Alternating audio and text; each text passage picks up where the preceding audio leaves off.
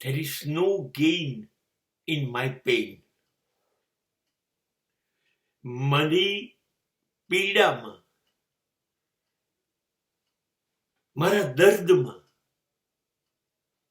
કોઈ ફાયદો નથી થતો, મને કોઈ લાભ થતો નથી. I am full of pain forever. There is no minute for me without pain.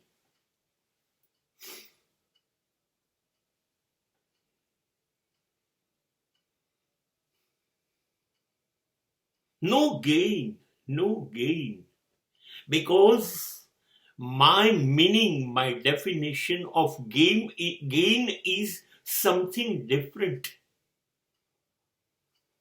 આપણે વિચારીએ છીએ કે હા, તકલીફો આવશે, પીડા આવશે, દર્દ આવશે, પણ એ કશુંક લઈને આવશે.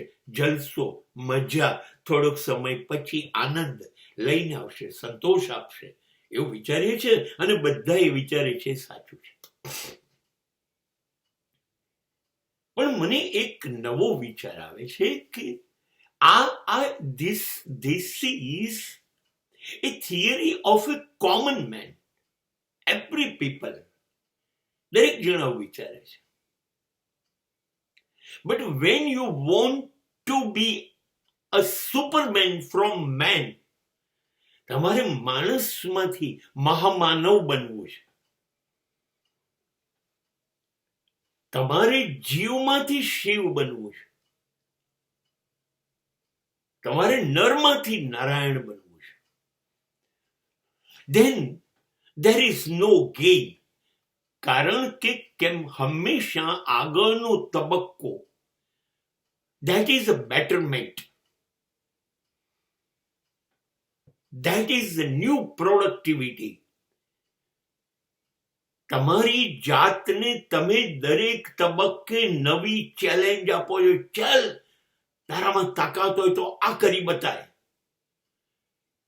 82% આવ્યા તારા 10th માં, યસ, કરી બતાવ 95%. You are giving another challenge. હવે 84% તો મેં મેળવ્યા હતા ત્યારે પીડા થઈ હતી. હવે મને કોઈ સુખ ના મળ્યું, કેમ કે નાઉ અગેન હવે મેં નવું પેઇન લઈ લીધું કે મને 95% લેવા છે. 95% આવી ગયા સાહેબ, અને મને કોઈ નફો ના થયો, ગેઇન ના થયું, શાંતિ ના થઈ, કેમ કે મારું તરત સ્કિલ બદલાઈ ગયું. Go for graduation. Again I run behind it.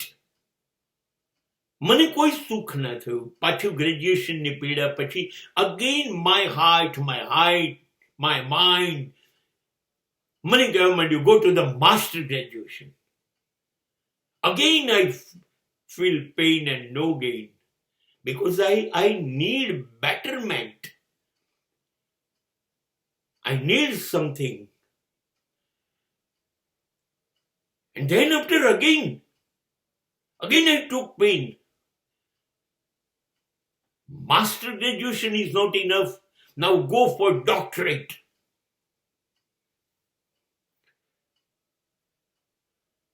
મહિને 1 લાખ કમાતો થયો એવું નહીં. હવે તું મહિને 10 લાખ કમા. હવે એ નહીં, તું વર્ષે 5 કરોડ કમા. મારું પેઇન વધતું જાય છે, પણ મને મારા મગજમાં એનાથી મને સંતોષ નથી થતો. એટલા માટે હું સામાન્ય નથી. માટે મને હજી વધુ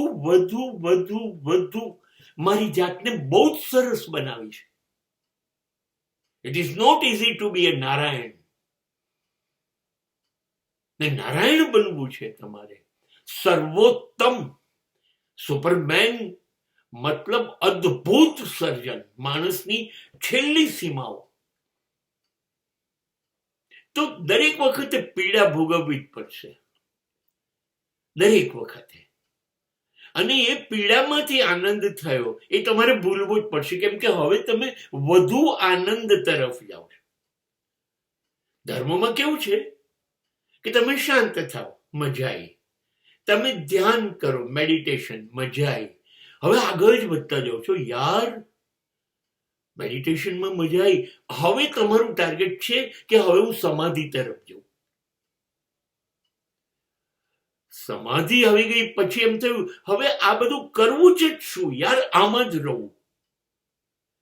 યસ, ગમે તેટલું પેઇન આવે, પણ જો તમે હંમેશા શ્રેષ્ઠ થવાના પ્રયત્નમાં છો તો તમે એમાં શું લાભ મળ્યો એ વિચારશો જ નહીં.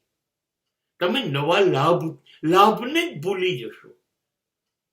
તમે નવી મંઝિલ, નવો રસ્તો તરફ જવા માંડશો. And that will be a golden era of life.